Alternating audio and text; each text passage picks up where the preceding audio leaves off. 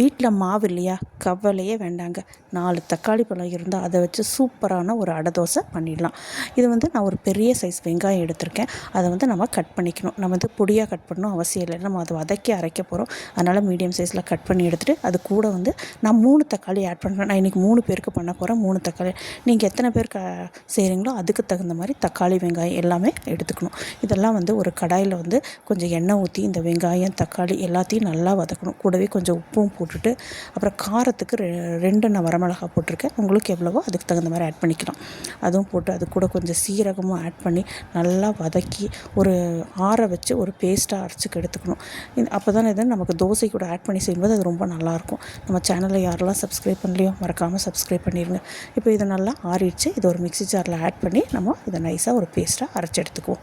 அப்புறம் நம்ம வீட்டில் எத்தனை பேருக்கு நம்ம தோசை பண்ணுறோமோ அதுக்கு தகுந்த மாதிரி நம்ம மாவு எடுத்துக்கணும். நான் இன்றைக்கி ஒரு பெரிய 1 கப் அளவுக்கு கோதுமை மாவு எடுத்திருக்கேன். 3/4 கப் அளவுக்கு அரிசி மாவு, அது கூடவே கொஞ்சம் உப்பும் போட்டு நம்ம அரைச்சி வச்சுருக்கிற பேஸ்ட்ரியும் ஆட் பண்ணி நம்ம தோசை மாவு பார்த்துக்கு கொஞ்சம் கொஞ்சமாக தண்ணி ஊற்றி நல்லா கரைச்சிக்கணும். நம்ம கரைக்கும் போது எந்த கட்டிகளும் இல்லாமல் நல்லா ஸ்மூத்தாக கரைச்சிக்கணும்.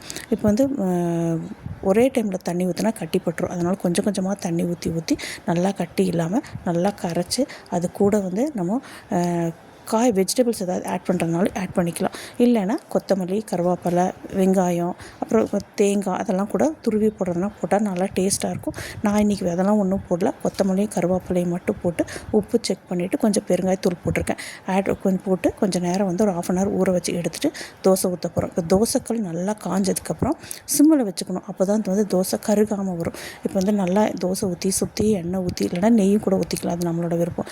2 சைடும் திருப்பி போட்டு எடுத்தால் அருமையான தோசை ரெடி ஆயிரும். அடை தோசை ரெடி ஆயிரும். இது இன்ஸ்டண்ட்டாக செய்யக்கூடியது. நம்ம வீட்டில் மாவில் ஒரு கெஸ்ட்டு யாராவது வந்துட்டாங்க அதனால டக்குன்னு இதை பண்ணிடலாம். டேஸ்ட்டும் ரொம்ப நல்லாயிருக்கும். அந்த தக்காளி வெங்காயம் எல்லாம் அரைச்சி ஊற்றி செய்கிறனால அந்த மாவில் அந்த டேஸ்ட் ரொம்ப நல்லாயிருக்கும். இது சட்னி சாம்பார் எது கூட வேணாலும் வச்சு சர்வ் பண்ணலாம். நான் இன்றைக்கி தேங்காய் சட்னியோடு வச்சுருக்கேன். கண்டிப்பாக ட்ரை பண்ணி பாருங்கள். இந்த வீடியோ எப்படி இருந்தால் லைக் பண்ணுங்கள். தேங்க்ஸ் ஃபார் வாட்சிங்.